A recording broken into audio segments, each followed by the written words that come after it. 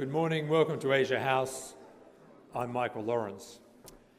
The demand for infrastructure in Asia is immense. Just a few months ago, the Asia Development Bank unveiled in this very room, on this very stage, its report which said developing Asia needs something like $26 trillion US, or 1.7 trillion each year, for infrastructure investment between now and 2030. There are also enormous environmental issues which need to be addressed. Green finance, any financial instrument that delivers a positive environmental outcome, is growing rapidly, globally and particularly in Asia. And it is green finance that will be our focus today. China is, for the first half of this year, I understand it, the third largest issuer of green bonds, behind France and the US. Last year it was number one. The use of green bonds for carbon reduction projects is a crucial step towards meeting climate change targets set out in the Paris Agreement, and as well as providing essential energy infrastructure in Asia. At today's conference, we'll explore the potential for growth of the green bond market in Asia and how green financing, through multilaterals, through sovereigns and companies, can meet the funding needs of energy infrastructure in the region. And we're delighted to be joined by quite an extraordinary team of experts across the morning. We're very grateful to all of you for being here today. In a moment, I'll be inviting Nick Robbins, Co-Director, Inquiry into the Design of a Sustainable Financial System, United Nations Environment Programme, to make the opening address, and then he'll join me for a Q&A on stage, and we welcome your involvement in that. We'll then move into three panels. The first, we're going to take a macro view. That's the big picture panel. We'll then zoom in on China, and finally we'll focus on India and ASEAN. And as always, we really do welcome your involvement. We invite your questions, we invite your comments. Please be involved and engaged throughout the morning. But to get us underway, please join me in welcoming to the podium Nick Robbins.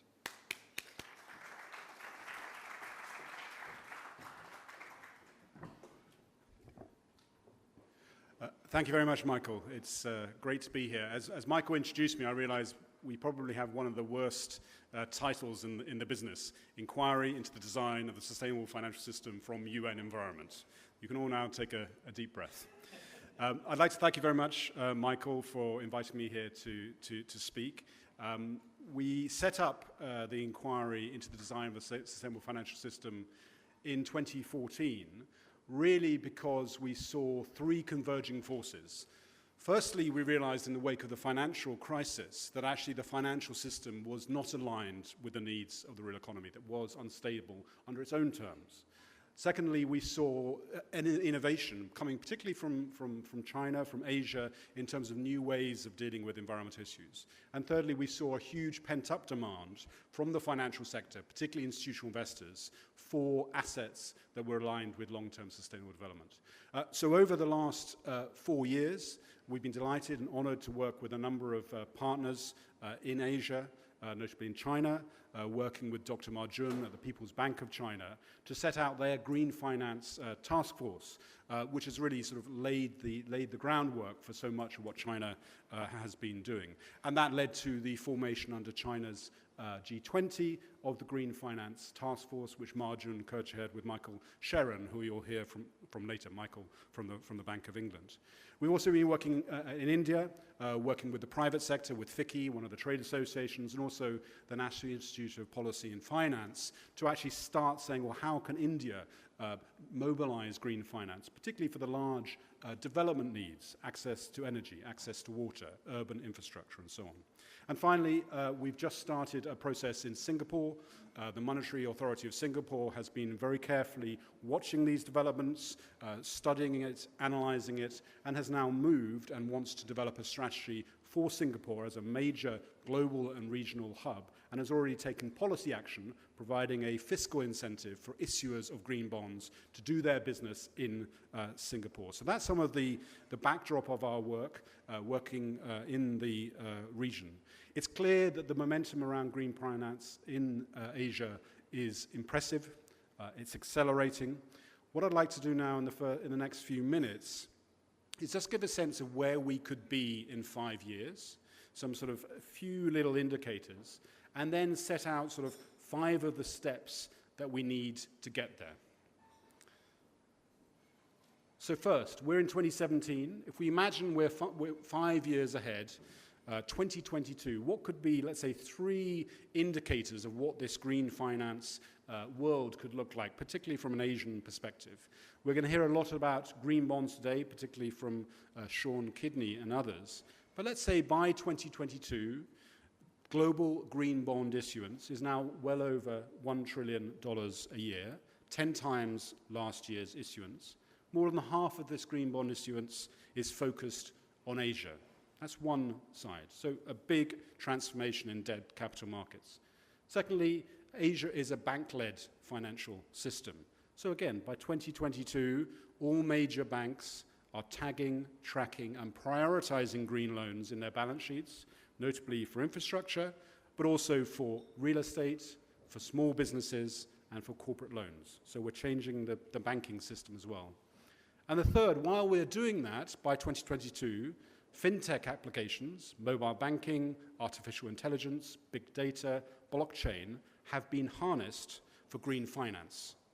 Asia's savers are using their mobile phone handsets to buy sovereign green bonds at perhaps a few hundred rupees a time. That's a vision of growth and expansion, and also disruption when we think about the fintech dimension.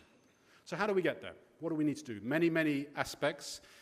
In English education system, famously, the priorities are the 3 R's, reading, writing, and arithmetic. Obviously, lots of spelling mistakes there. For green finance, we have a similar simple way of looking at it, the 5 R's.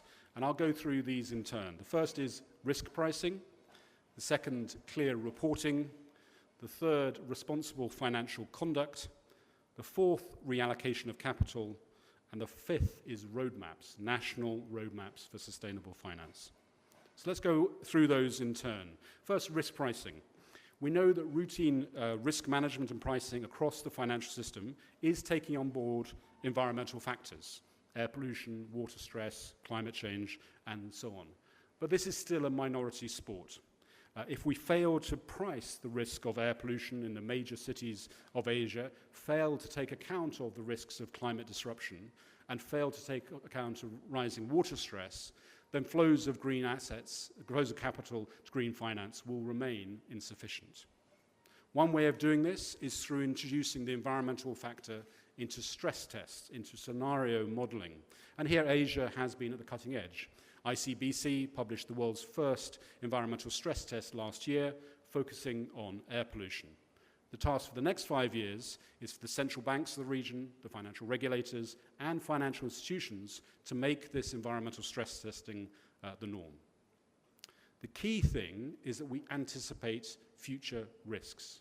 We bring the future into today's decision-making, and we need to be preventive.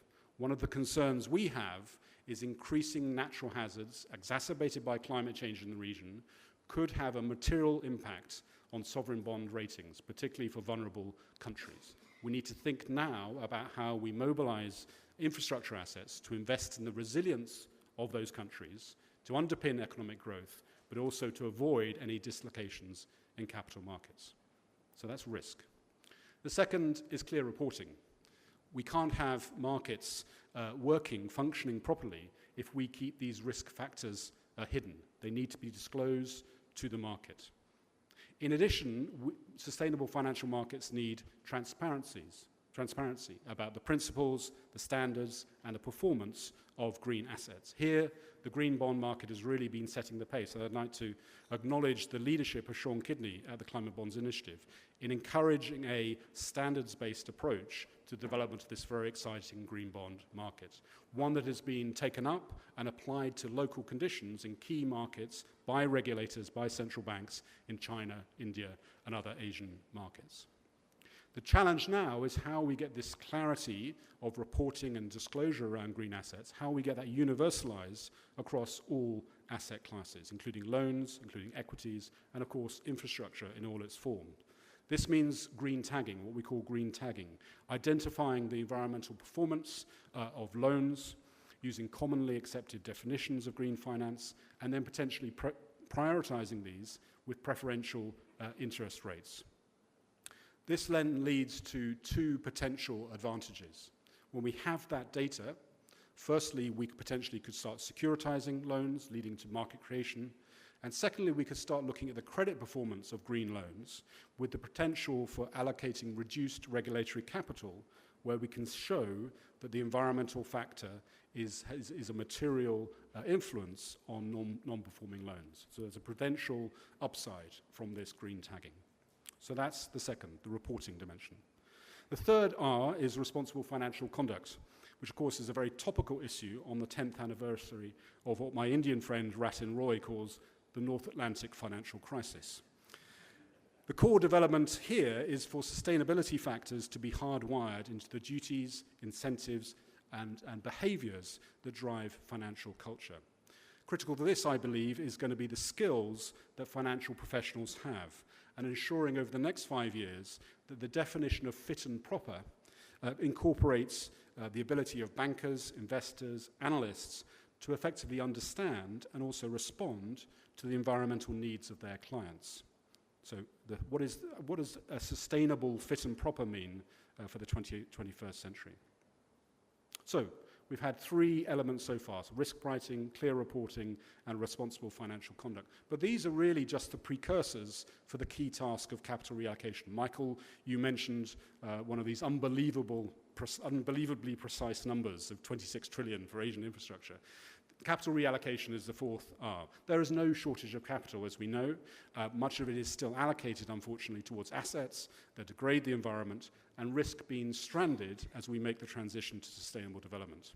We'll hear a lot about green bonds today, so what I'd like to touch on is green fintech, how green fintech can be a tool for reallocation.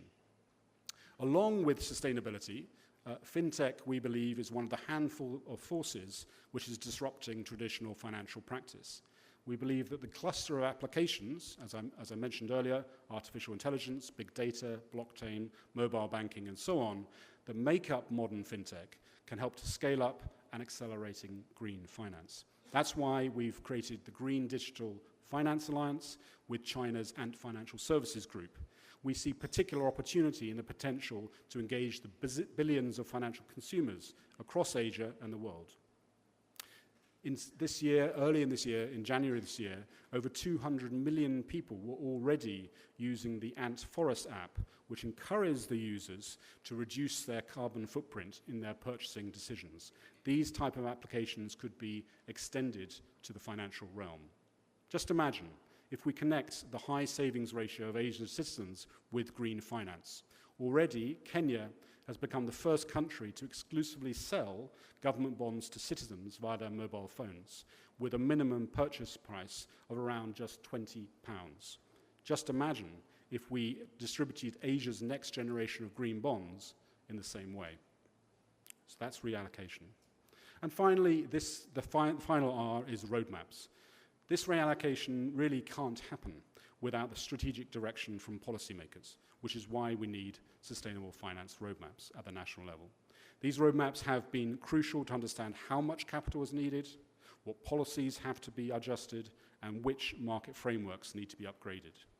Critically, they can help to build up the pipeline of trusted, well-priced green infrastructure assets that investors now want. So in terms of roadmaps, China has led the way with its guidelines for greening its financial system, which were issued just before the Hangzhou G20 summit. The Reserve Bank of India is currently drawing up its own strategy for green finance. And as I mentioned, Singapore is very carefully looking at the strategic elements for its strategy. I would say that one of the key benefits of these roadmaps is they provide foundations for international cooperation. The UK was the first Western country to launch a dedicated green financial initiative led by its financial centre, the City of London. On these foundations, the two countries, China and the UK, had developed a bilateral task force working on issues such as greening the Belt and Road Initiative and encouraging cross-border flows of green finance. I'm sure Michael Sharon from the Bank of England will tell us more of this partnership. If we have more of these bilateral and regional alliances, I think, again, we can rise to the challenge of green finance over the next 5 years. So I'd like to conclude by highlighting the importance of leadership. Our sense is it is now entirely possible to build a sustainable financial system. We could grow a green bond market to over $1 trillion issuance a year. We could tag and track green loans across Asia's banking system. And we could deploy digital technology to open access to green finance to Asia's savers and entrepreneurs. I've set out the 5 Rs needed to make this happen: risk pricing, clear reporting, responsible financial conduct, capital reallocation, and national roadmaps. Again, we have practical examples already working in the region right now. Today's green finance success has been due in large part to Asian leadership, and I'm confident that this leadership will also take us to the next level over the coming 5 years. Thank you very much.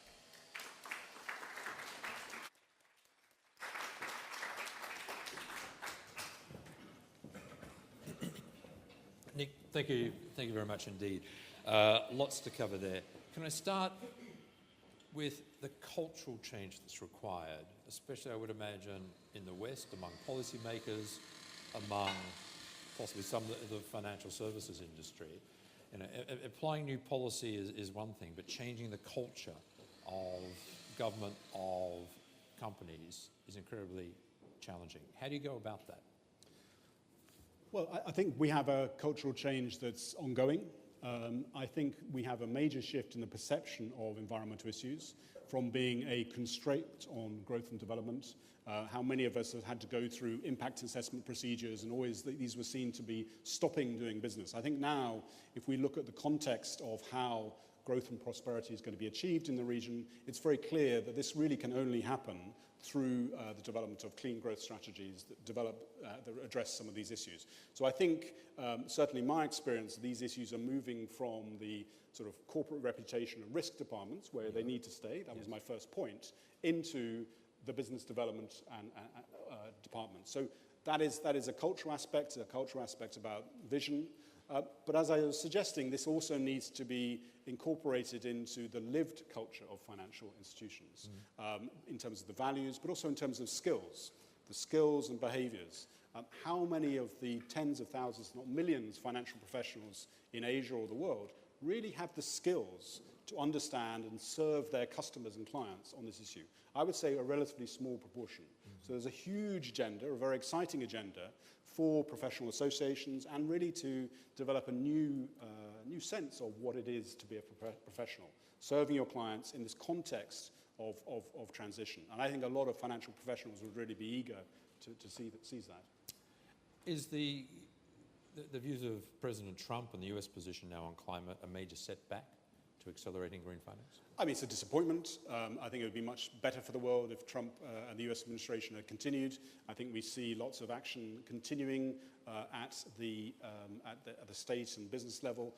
My sense actually is still there's a huge scope for international consensus on the issues. Maybe Michael can talk more from the G20 context. We're seeing no let-up in interest from US investors, US states like California, which have bigger GDPs than the UK. So yes, it's unfortunate. We believe that the US will come back into the international consensus on climate, but it's no let-up, I think. Can I get on to risk? Pricing in risk for climate change is difficult because we don't actually know what might happen. I mean, you know, the situation, the weather in the US recently, Bangladesh, there are all sorts of natural disasters that are difficult to anticipate. So how do you price risk into instruments when it is so unpredictable?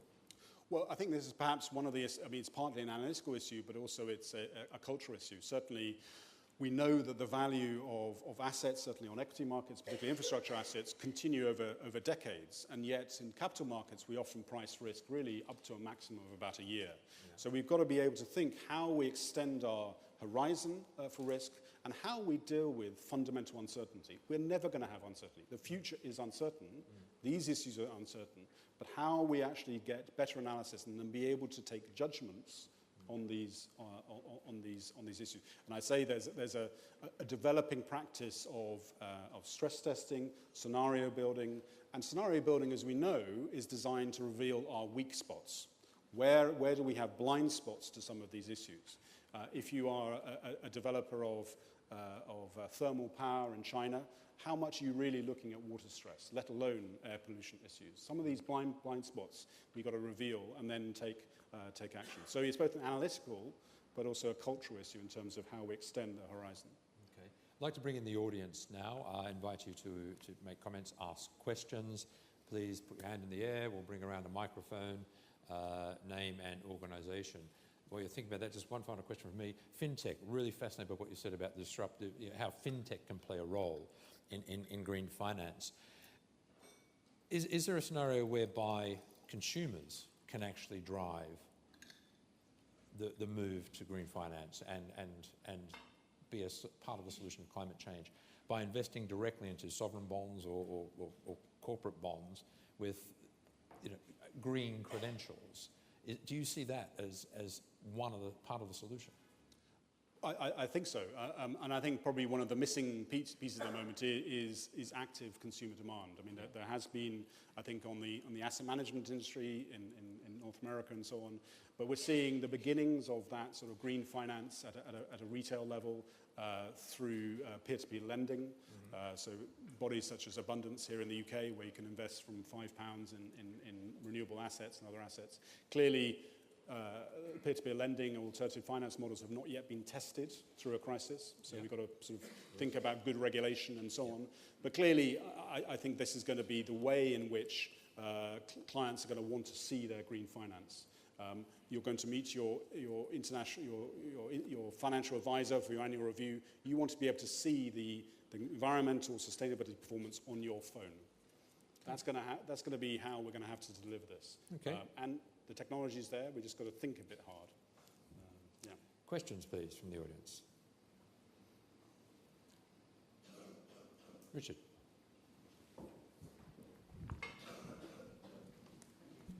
Richard Lillison from CasAsia.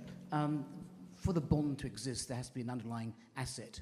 How do you see the assets being developed when there is so much difficulty in raising finance for green assets, which is now complicated by issues such as human rights, abusive labour, etc. Without those developers producing those assets, there are no green bonds, and the financing for those developers, especially in Asia, is difficult if you're not Asian. Right. I don't see maybe the same difficulty in raising green bond assets. I mean, certainly if you look at the large classifications, which I'm sure Sean will touch on, in terms of renewable energy, in terms of efficient buildings, sustainable transport, particularly public transport, electric vehicles, water infrastructure, and so on. I don't think there's a fundamental difficulty about identifying those. There is a problem about actually generating the pipeline of those assets, which can be held by private assets, which is perhaps one of the biggest challenges we all face. These are fundamentally publicly driven assets, if not publicly owned, and therefore there needs to be clear, sort of locally accepted agreements on how you match that public control, public shaping in terms of energy or other transport or whatever, with clear investor rights in terms of ability to have security over their assets and so on. And that's, again, one of the reasons why we put such emphasis on these roadmaps, which are not just words, but actually can give investor confidence. Okay. Time now to move on to our first panel. So with that, Nick Robbins, thank you very much indeed, but we will ask you to stay around for the rest of the morning because doubtless we will bring you in to the conversation as we go through. Please join me in thanking Nick Robbins.